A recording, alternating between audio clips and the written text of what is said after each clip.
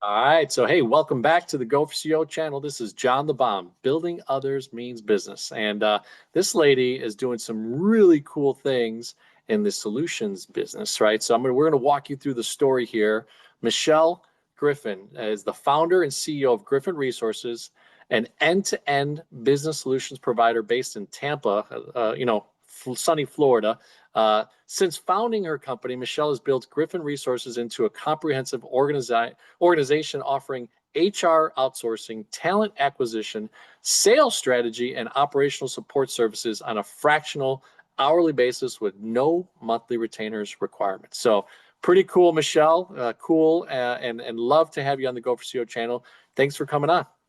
Thank you so much for having me. I'm so excited to kind of talk about my journey and hopefully help others, inspire others, and things of that nature. So, I thank love it. you. I love it. We typically start our interviews with, tell us the ideation. Like, obviously, Griffin Resources, it's a little bit of your last name and some inspiration there, obviously. But did you start in the industry? Were you doing something so different that you're like, oh, you had an idea and started this? What are some of the inroads of how you got to Griffin Resources? Yeah, and what's funny is I didn't name it. So, I'll kind of talk about all that as well. Okay. So I was actually, my history and my background is in HR, and my higher education is in something called industrial organizational psychology, which Oh, is the research degree of human capital in the workforce. And I started getting my doctorate in 2017 or 2018. And then right around 2019 is when I thought I could become an independent contractor while I was getting my doctorate and kind of have a little more flexibility to focus on that. So I worked out an exit strategy with the company I was working for at the time. I was their director of HR at a company that was about 100 people. And I was the only, HR department of one kind of thing at that point. And I, they were really great. I was really privileged because that CEO really supported me. I was able to basically start a bunch of marketing. I could advertise, I could shout from the rooftops that I was going independent without trying to have to hide it from my company. So I actually had a 90-day exit strategy with that company where I got my full complete salary while I was starting up my new business. So within that 90 days, I was able to find my first client. And from the last day of that company to the first day with that client, I didn't have a gap. So I started with a new client on October 1st in 2019. And by January of 2020, I had 8 clients and had hired 2 full-time people. And then I had the idea that if I hired people and they did the work, I could have passive income. I now know that owning a business is not passive whatsoever. That was definitely a lesson learned, but that was my thought process. And I didn't have a company for a while. I established the LLC in December of 2019 when a friend of mine that is a financial advisor and family wealth planner, he was like, you need an LLC. He's like, that's the whole point. It's a limited liability corporation. Like you have to have it and separate your personal from your business. And I didn't want to create the entity until I knew the name, and I could not come up with a name. And he, after like weeks of like him kind of yelling at me, he finally was like, I don't know, name it Griffin Resources. What does it matter? And I was like, oh, I really like that. And so honestly, I didn't name my own company, but I also didn't pick out the colors. My favorite color is blue, and the company's everything is pink. That was my husband and a web developer basically getting together. We bought the domain that was my name, michellemayGriffin.com, and this was all before we had a name for it. And essentially took my resume and turned it into a digital platform, and that was what our initial sales like prompting thing was. And from there, they made it pink. And I mean, our logo hasn't changed since. It still looks like it was made on Word. It's not complicated or fancy. And from there, we just kind of kept it and ran with it. And I've never rebranded, I've never renamed the company, and it just is what it is now. Um, I didn't come up with an offering. I just basically started talking to business owners and said, I am capable of performing, HR. This is what I know about it. This is how I have functioned in the past with larger businesses. And I'd been in different industries. I was with an IT tech company that had about 850 employees across 10 states and 4 countries, and I ran HR for all of it. And then I left there and went to the smaller company that had 100 people that was a residential construction company. And since I just shifted industries and could really set up HR in pretty much anywhere, my first client was actually in healthcare. My second client was in food production. My third client was actually in manufacturing. And so I basically just molded into any industry and any platforms they were using. And it became their idea to give me an internal email address and just hand me the keys to the castle and say, you perform HR now. And I did not expect that to be the offering. I thought I could consult and say, this is how you should be performing HR. This is how you should be reducing your risks. And whoever's doing HR should have support, because in small businesses, usually they're not, it's not their full-time job to be doing HR in small companies. So that's what I thought I would be doing. And that is not what it came out to be. It just molded itself through what business owners wanted. And I've stayed really flexible ever since. Well, flexibility, simplicity, all the agitators of action. So I love it. I love it. Really cool thing here. I will say the story of being able to kind of be internally an entrepreneur, in my opinion, and then be able to take that and have a 90-day launch off period is really unique. And it's really interesting. Can you go a little bit deeper? Did you share the story with your current employer, since you had that kind of mentor-mentee relationship? Did you share with them, hey, look, I'm looking to kind of launch this thing. So did you set up a specific, contract with them? Did they know specifically that you were looking for outside ways to bring in a first client? What were some of those dynamics?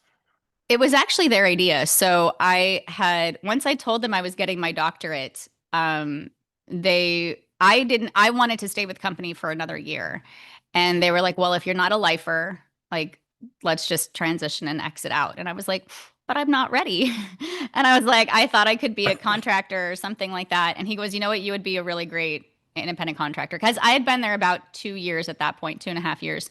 And he's like, honestly, everything I did for the company, he's like, you could have done that under contract. He's like, they didn't replace me. They brought in a lower level HR person who just maintained everything I built.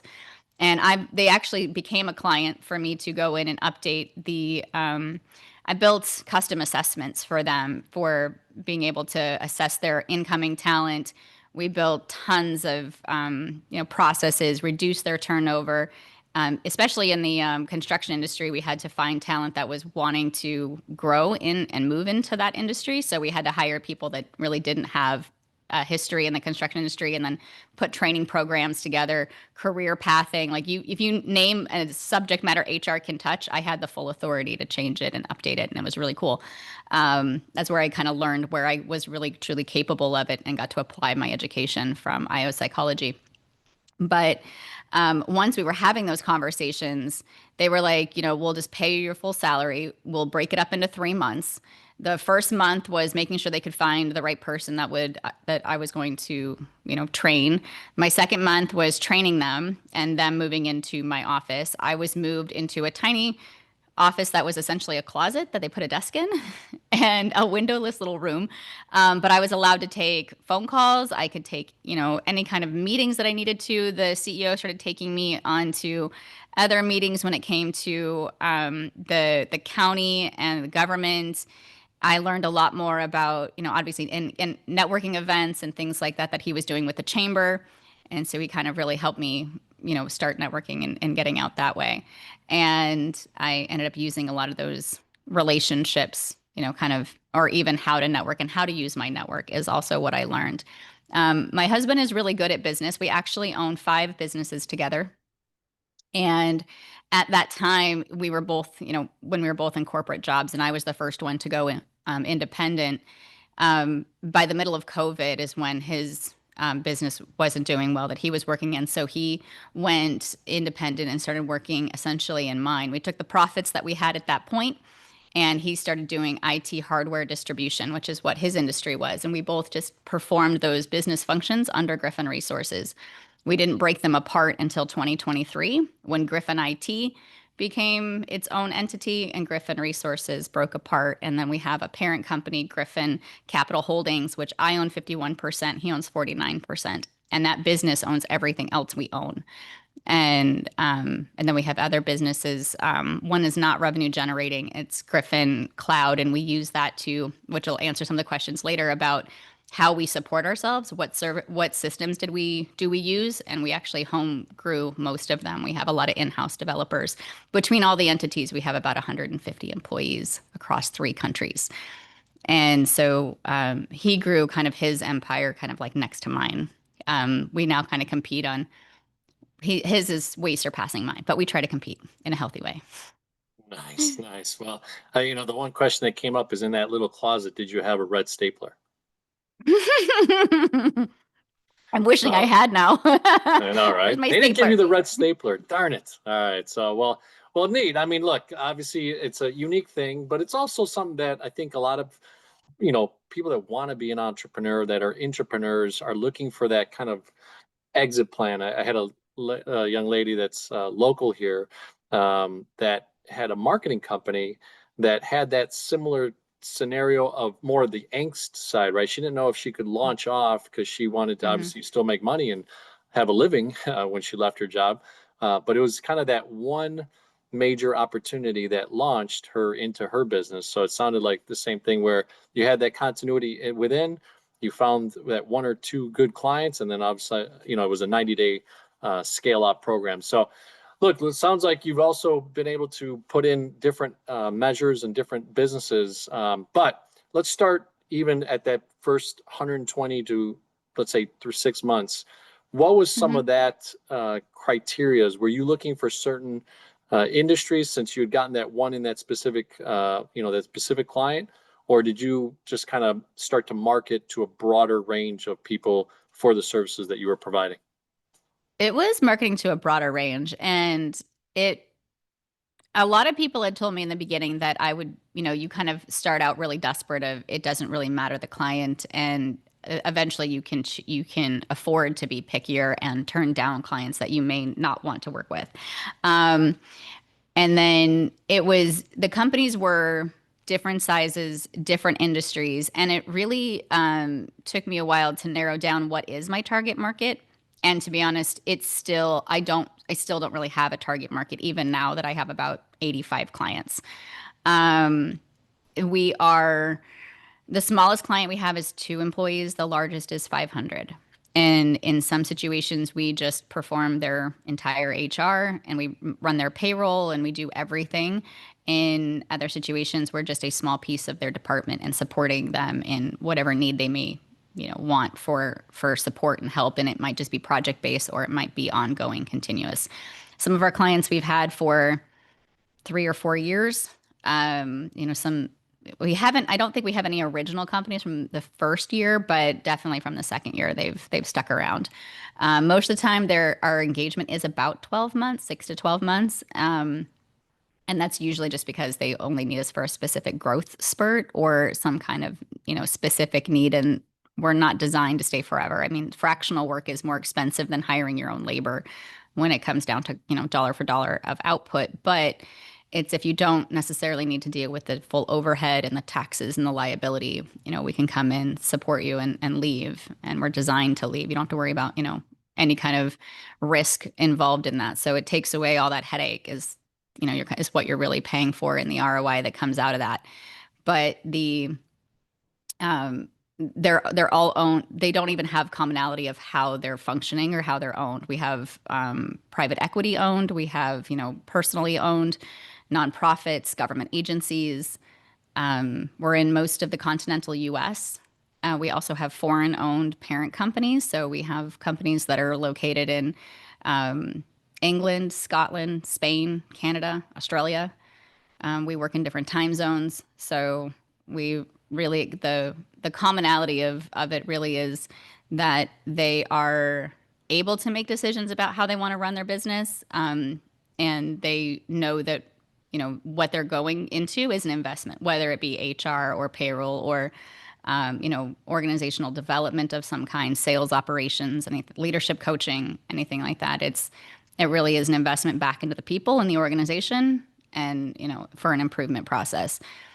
What hasn't worked out is when companies have to be told that they need us. Like if it's a business coach, that usually doesn't work out. We can't convince a CEO to understand what we offer if they don't really get it. The leadership coaches or the business coaches have tried to kind of make us work with companies, and those relationships don't work out.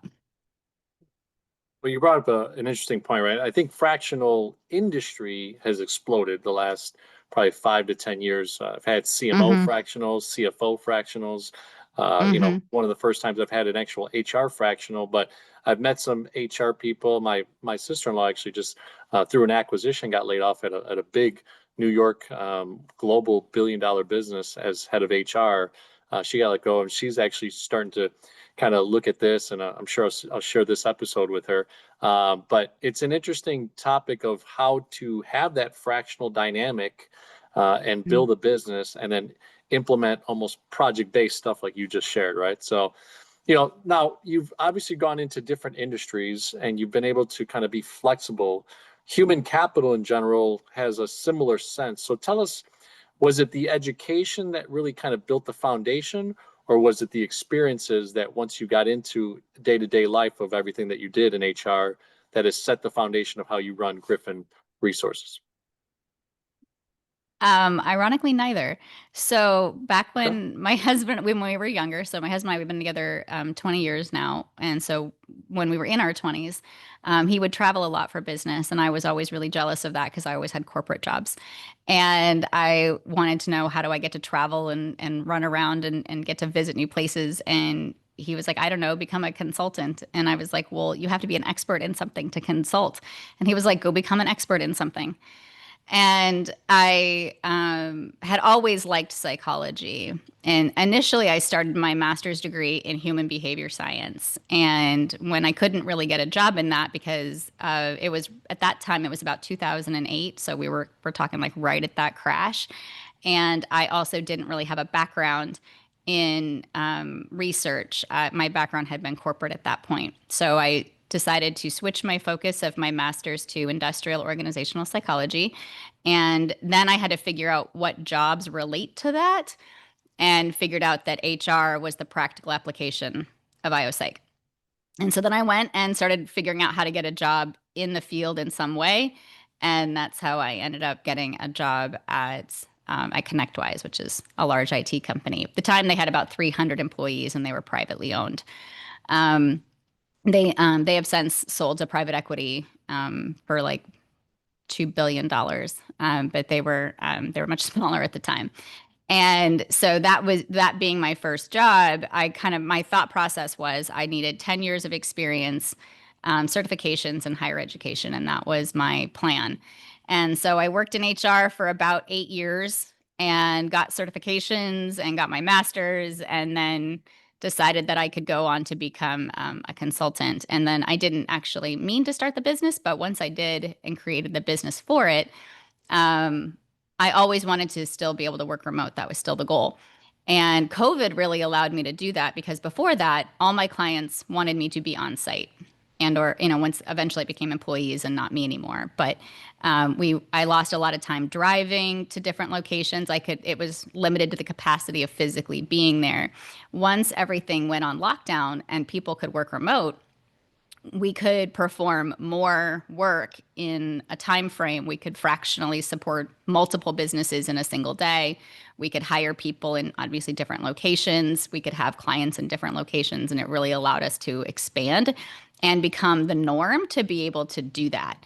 And so I really wanted that to always kind of essentially be the focus of how to provide really good resources and services to companies. So obviously hiring the right people, attracting the right talent, understanding what our service offerings of work-life balance, working remote, needed to stand the test of time beyond COVID and into now. People can go back to work, and some people prefer that and they want to be in person with people, versus some people want to just be able to be at work on their computer, turn off their computer, and focus on their family. And that's really the type of talent that works well in our environment. And so we started focusing on what makes what makes employees good for us, and vice versa. What's things that they value, and how do we make this a good place to work for them? So that became the focus over the years internally, and then externally was being able to work with our clients both fractionally and kind of like, I would say like in person as well as online. So we do have some where we will travel, and or if they happen to be close enough to the person that they work with, then they'll go on site. So we do still do some sort of stuff on site, but now we still travel. And I work remote from different places, different countries. And my husband and I now travel usually 1 to 2 weeks a month, every month. I'm actually So leaving go. today for Europe. I leave tonight we're going to Amsterdam for the weekend, and then we'll be in northern Portugal and Spain. Then we'll spend the weekend in Zurich and come home. Well, I was just going to say, look, Go for CEO community, what you really picked up on there is that her dream was to travel and do business. And she created a lifestyle out of that, put a plan together, assessed where she was at, and then aligned yourself with the right people. So, really, really cool stuff. I think that it's one of the things that holds people back, right? Is not having that true understanding of what they really want. You wanted to travel, you wanted to do business, you wanted to be unshackled per se, right? So, really, really cool to hear that and to kind of see the fruition of how that's become a I real would say it business. took me like almost 15 years to pull it off, but I pulled it off. No, no, hey, but you had it planted in your subconscious that that's kind of the way that you want to do it. You just put the steps together to allow you to do it. And hey, it's a 15-year overnight success, right? That's I love that story, and I think that's part of what the Go for CEO community is all about, is just understanding how do you put those steps together. What were some of the ideas, and that leads me to, traveling does get expensive, and building a business gets expensive. I'm a commercial banker by trade. What are some of the things that you did? Did you bootstrap with your husband these Hmm. businesses, or did you look Yeah. for funding or investors, anything like that? Yeah, we actually have friends that are investors, but we turned them down because I didn't want to give up any kind of ownership of the business or Okay, businesses. Everything is homegrown. We did everything as with the cash we built as we built it. It was so I would say it was kind of slow, but it did kind of spark up quite quickly. How we afford to travel is Griffin IT, because that business is supported on hardware. We have a lot of that purchasing is on credit cards, and we have millions of credit card points because of that. So we take advantage of being able to travel that way. So we don't usually pay for our flights, and we don't usually pay for our hotels. And so we have the ability to just kind of pay for whatever we would have for our own entertainment. And to us, it's almost no different of what we would have spent being in town versus being away. sure. And so that's how we can now afford to do that. But for the setup of the businesses, typically it can be very expensive to run businesses. And rather than spend the money, we decided to build things ourselves. So for example, I was spending a lot of money for doing, for an IT support company, for a managed service provider. And that could cost me thousands of dollars a month. And so what we ended up doing, we had all of the cybersecurity and ability and backend to be our own managed service provider through Griffin IT. So that's what we did. We basically decided to create a managed service provider entity, and we are just our own clients.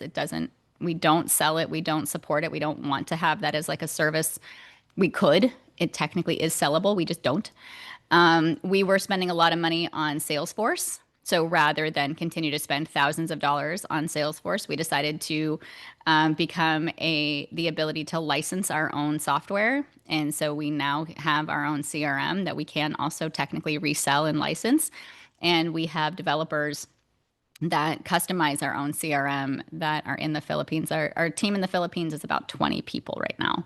And we have our own developers for all of that. If we need something that is like a dynamic survey or a fillable form, I have a Smartsheets developer, and I can work with him to just create anything I need. And so there's just, rather than go out and pay for a lot of services, we just decided to have our own marketing team, developers. We have Power BI. Pretty much like if there's a way we could figure out to do it internally rather than pay a firm to do it, we have figured it out. And that's where partnering with the people that we have in the Philippines became, a really big saving grace for us, for having outsourced talent that way. So that's how we did it, because we just found more exclusive ways that we could control the talent that we were having and the output of that talent, but also being able to do that with, foreign talent that is less expensive. You know, there's a saying, right? When you don't, let's say, have unlimited resources, you become resourceful, right? And that's what you do. You did, and it's really interesting because, look, the talent around the world has become open now, right? Obviously, the pandemic opened up our eyes. I always joke. Yesterday, I'm in Chicago, Illinois. I'm in one of the suburbs, about 45 minutes away. I had this busy day, and then I go to a networking event that was live. And it took me an hour and 20 minutes to get downtown. And I'm like, man, sometimes it's frustrating because you get that sense once you understand how technology can help you, that you could have 4 or 5 meetings rapidly instead of an hour and a half in the car. And then hopefully you're making calls, but now it's illegal to be on your phone and, all this stuff going Hmm. on. So interesting stuff. So, well, look, Tampa, Florida is a cool place to be. Have you figured any new other satellites around the country, or are you centrally in Tampa and then obviously have the international team force? So most of the team members for Griffin Resources there's a few in Tampa because that's where I knew people and could initially start the business. But since then it has kind of spiraled out a little bit. So we have team members in South Florida, Georgia, South Carolina, New Jersey, and we have contractors in Texas and California. Um, and actually we have contractors in New York now too. So there's quite a few people in the team that are I would say I've never even met them in person, which is also weird and kind of bad to say. One of the HR strategists that I have I have one client left that I've had for 4 years, 4.5 years now. And it was from when I was still taking HR clients, and I'm still their fractional CHRO. And since I've been so ingrained with them, it's not a client I can just pass off. It's just something I'm involved in now, which is really great because I can at least stay in connection with what my team members have to live with and do every day. It's not like I can kind of live in my little, up on my pedestal and kind of tell everyone how to run the company. I get to feel their pain, which is really great to know what it's like to still do the work. So I don't intend to change that anytime soon. But she works with me there, and I meet with her every single week. And I've met with her every single week for 4 years, and she lives in New Jersey. And so she's an amazing team member. I brag about her quite often. I've never met her in person. And so it's just wild. I've had employees that I've definitely had for many, many years that I still have never met. Well, and that's the world now. I joke around sometimes in my interviews that in my day job, right, of commercial banking, I'll close a multi-million dollar piece of business that we acquire a business or equipment financing or whatever. And until I get to the closing table, it's just all been communication over the phone, on Zoom or Teams, and Hmm. that's just it's a culture shift, but it's also been something I think very dynamic that makes us all flexible and allows us to really go for CEO, right, and be empowered to do what we got to do. So, well, Michelle, I know a lot of things are dynamic about your business, right? It's really cool the remote side of things, the way that you built it, the 90-day contract that you built in your 10-year plan at the end, really cool stuff. So, anything as far as being an HR person initially, having that background, and now with the talent that you have, are there any criteria that you look for? Obviously, you've had this lady that you spoke so affectionately about in New Jersey. Where there's some things that you attract now that that talent wise will fit into the 4 or 5 or 10 businesses that you have? Typically for what we look for is they really have to want to do this kind of work. For the fractional space, it literally feels like you have 4 or 5 part-time jobs and then project-based work that we assign. So it's not easy. You have to be able to multitask. You have to be able to use your resources. It's all billable time. So people have to clock their time. If you're used to being, salaried, that is really difficult. Even talking with people that, maybe went from being in a corporate position and just wanted to start their own business, wanted to become their own independent contractor, they have a really hard time figuring out how to bill. And that is something that it took me years, bumps, bruises, losing money, figuring it out, and to have a streamline of money that I can afford to pay my talent and then get paid afterwards. So we used to do pre-billing. It is a nightmare to track and scale and grow that way. So we, after about a year and a half, had to basically just wait, do the work for a month, and then post bill at the end. So for a whole month, I didn't actually collect money while I was going from pre-billing to post-billing. And then there's, 15-day terms to collect the money, which is then usually late. So I don't usually receive the money for, essentially 2 months after the work has been performed. And I had to have enough money saved up to be able to continuously pay payroll for several payroll cycles before the money starts coming back in. But we need people that are going to be clocking their time. And so everything has to be done not only for payroll, but also for the end of the month billing. And that is something that I would say we still have to stay on top of. People have to make sure that things obviously are being clocked. And if they're not used to doing that, that tends to really drive people nuts. So they have to be flexible if they're coming from a salaried position, especially if they've been an HR professional for a long time. We do have, VP of HR managers, like people that come from the higher level HR side that haven't clocked their time in probably a decade. But to be able to be a billable, service-based company, it's something that we really can't get away from, and that's why I don't like doing retainers. I feel they take advantage of us because they'll just push us to the limits. We feel taken advantage of if, so if the ROI is not there for either company, it just doesn't feel right, and it ends up not working out. And so that's why I got rid of any type of retainer or minimums or requirements and just went to, we bill our time, we charge you for what we clock. And it's worked out really well, but it became something that the owners really had. I've worked a lot with just business owners to build what we have. And I would say for a lot of the advice, especially if like did you say it was your sister-in-law? Who did you say was recently laid off? Sister-in-law, yeah. Yeah.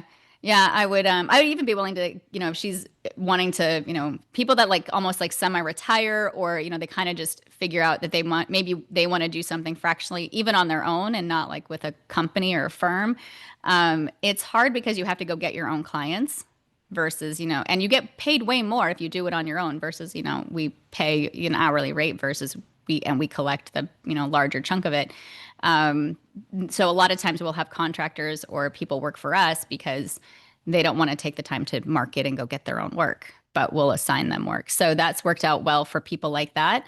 But if they want to start their own thing and collect all the money themselves, it's way more lucrative. But I usually give a lot of advice to people of how did we start up? What systems do we use? How does it make sense from like an actual business perspective? Because I feel like anybody could do this. What we did uniquely as fractional HR is still not a very well-known like industry. I don't have a lot of competitors in what we do, but it is something that we are able to stay flexible and nimble with. And other companies that have tried it have not figured out how to stay profitable in it because of the overhead and the resources that are needed and the legal services that are needed, and and being able to stay on top of things like that. So we were able to overcome all that, but there was a lot of bumps and bruises along the way. Well, nothing to go for CEO, right? I mean, you got to build a business and go through those bumps and bruises. And you talked a big deal there the last few minutes about cash flow management, right? And Go4CEO community, this is kind of a big part of staying in business, of knowing how your payables and your receivables are working within your business, and knowing when you bring on talent.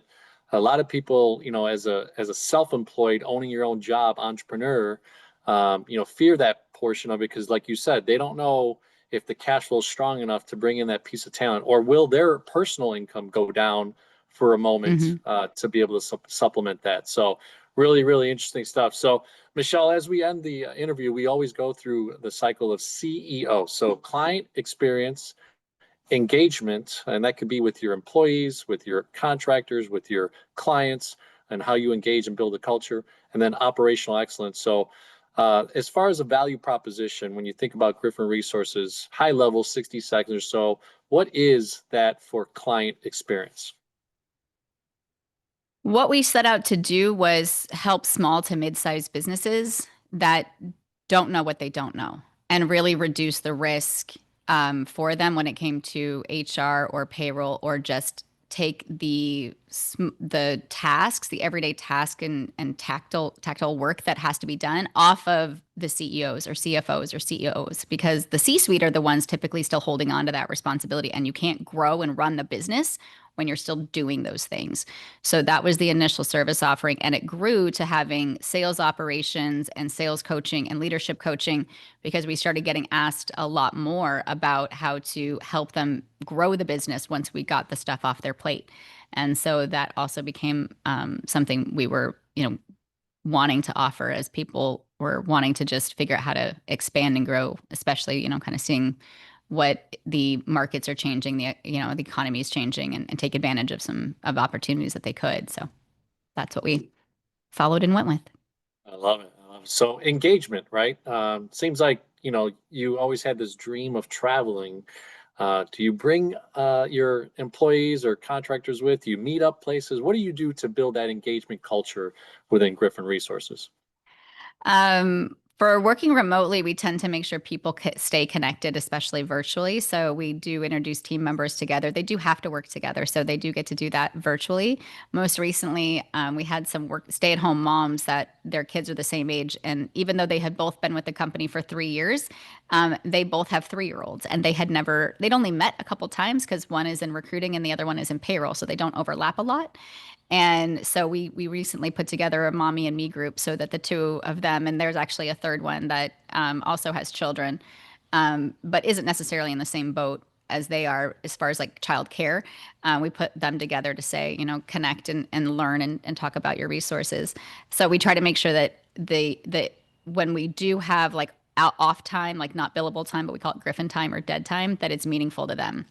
I don't typically like travel for work or make it about work, but I can. And I've actually met a client in Scotland that was from there. That was really interesting and had a lot of fun with that. And one of my team members that I have been friends with for a long time, she worked for me when we were at ConnectWise. And so I have been her boss for 11 years of her life.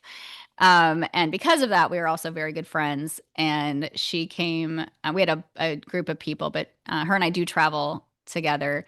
And we went to Madrid last year together, but there was like 5 of us that went. And then we have a friend that was in Germany that popped over and joined us there.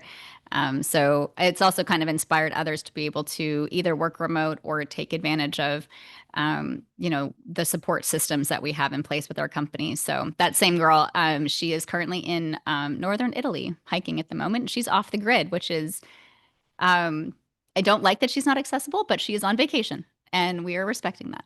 And so she has gone completely dark for 2 weeks as a head of a department.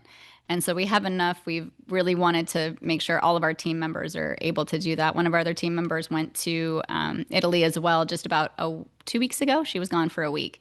So a lot of people are able to take time with their family, take vacations, and we really worked out to be able to support them and that kind of thing. So they get to see us do that and hopefully get to live out their dreams too. Yeah, and there's an art to it, right? Obviously, having a good, strong bench is ideal for those people to take off those times and really, like you said, disconnect and go off the grid. And sometimes it could be scary to have that situation, but it sounds like you put in the right resources and bench strength to be able to help that, right, happen for those people. So, and created that culture out of it. So, last one is operational excellence. You mentioned that you guys were very resourceful and creating systems, and you did your own CRM that now you could license. Is everything internal, or are there any other tools that you're using externally that you could share with our audience? I mean, I would say we've taken advantage of a lot of tools. And then just made sure we hired an expert in that area. So some of them, for example, like Smart Sheets, Power BI, the Adobe licensing. So we have a pretty powerful Adobe tool. And then we just make sure we have experts in it. Obviously, Canva, and then we have our marketing experts. So there's quite a bit of tools that we'll use, and then we just make sure we have the right talent to manage that. So those, I would say, like, it was more about finding, that's probably the harder part, is having tools that you don't know how to use or that you don't know how to implement. And Yeah. do not ask me how to use Smart Sheets. I don't know all it can do. I barely can probably scratch the surface, but I can ask my expert anything and be like, is this possible? How about this? Is this a good idea? Let's go run with this. And so I've made quite a few different, I've pushed that system to the limits, but to be honest, I don't actually know exactly what it can do. So I feel like, and the same kind of thing with Power BI, we pull a lot of data from different sources, and which is a lot of what it's designed to do. There's APIs that can pull information out, and Power BI is really powerful. It does a lot of calculations and analytics and throws things in digestible charts and dashboards for you. One thing I pushed it to was go grab dynamic data from a spreadsheet, and we're gonna I think we used Make or Zapier, or I don't know what we used, but we now have Power BI pulling information from spreadsheets that incorporate it and compare that to their time in Clockify. And so that's the system that we use for clocking time. And then we use Zero for our accounting. We have two accountants, and they'll help prepare payroll, and they'll prepare our invoicing, and obviously everything they do for bookkeeping and things like that. So I would say we just try to make sure we use the tools to the best of our ability, and then we will have automation experts that make sure things can talk, and we try to reduce the manual overhead over it. So we have a lot of Nice, nice. visionary Well, behind it all. you've been very resourceful, and I love the line there that you said, "Hey, I may not know what this specific tool does, but I went and got the expert, right? I got that talent resource to be able to help you because that person or individual has spent some time in there and can then, from your ideas, create the type of action and activities, right? That'll help. So it's really really cool. So." Michelle, we love to end with obviously, how do they get a hold of you? What's your website?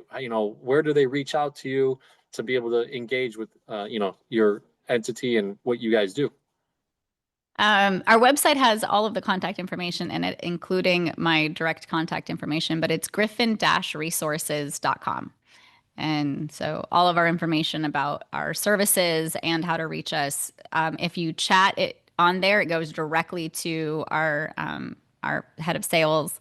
And usually it goes kind of spiders out from there, but you can literally just get a hold of me personally from there too. I love it. I love it. Well, hey, any last inspiring words? Dream something big with the travel that you have as head your dream. You created this incredible enterprise and you're doing some big things. Any last inspiring words or any IO secrets that you want to share as a nugget? I definitely would say that don't give up, especially for business owners. There's been many times where it's been hard. It's lost clients, economy downturns. Good employees leave, or in many situations, we've recently had a couple different team members honestly pass away, and so there's just different hardships that are going to happen. And while building, and this is something that we had to work together very recently, where you have to try to help keep the company going while literally grieving. And so being able to, it's not that your company should, I would say it depends on if you think of your company as your baby, but, I don't like it when the trend of quiet quitters or people thinking the company can go on without me. We all had to really feel that. It's like, yes, the company does have to go on without you. We still had to support our clients and make sure businesses were happening, but not lose that heart. Make sure that we genuinely care about our people and their families, and we're very aware that the company is in existence and it does supply an income and a way of life for our people throughout the world, and we have changed lives in different countries for that. And so that is very meaningful for us, but it definitely, I don't think of business owners, you really, if you put your people first, this is very well known in IO-Psych and obviously in business in general, but if you treat your people right, your customers, your clients will be treated right, and it will snowball down from there, and it will trickle back up to your line of revenue. So don't lose sight on why you went into business. Don't lose your vision or your heart. And, don't just think of your people as cogs in a wheel. Make sure you've got the right people in the right seats and that you really want them to, support your business and support you. Well, Go4CEO community, Michelle just shared building others means business, right? John the Bomb. And that's my acronym for a reason, Michelle. I appreciate the way you just ended that because there's a lot of heart, a lot of authenticity that you just shared and things that happen in your business. We're all human beings. We're growing businesses. We're developing relationships, but things happen and it's how you kind of maneuver and adjust and support each other. So really awesome stuff. Hey, by the way, subscribe to the channel, Go4CEO community, or if you're new to the channel, take a look at this episode and replay it a few times. Michelle shared some wisdom of nuggets, and she's doing some big things. So thank you so much for being on the Go4CEO channel, Michelle, and we'll hopefully have you, in the next 12 to 18 months on again. I'd appreciate it. Thank you so much.